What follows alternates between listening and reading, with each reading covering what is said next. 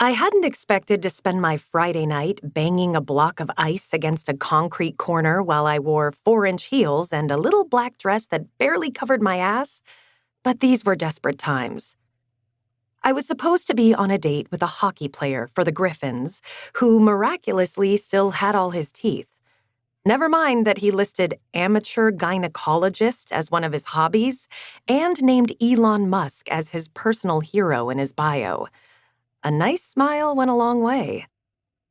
Instead of circling the same block 5 times to find a free parking spot near Founders Brewery, I was sweating through my date dress while trying to get my hands on the card I'd literally frozen last month.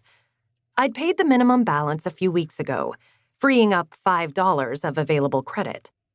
I had $2.63 in my checking account. Between my debit and credit cards, I'd be lucky to squeak by with enough to transport the boxes I hadn't been able to fit into my tiny Corolla. My wine-stained futon and the dresser with the missing bottom drawer would have to stay on the street. But the fate of my frat house furniture was the least of my worries.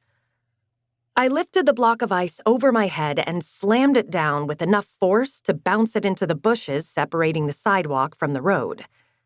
Between the blunt force and the sticky Michigan summer heat, a few more solid whacks broke the ice in half. My credit card slipped against my numb fingers as I wedged it free. I stood and wiped the sweat from my brow with the back of my arm.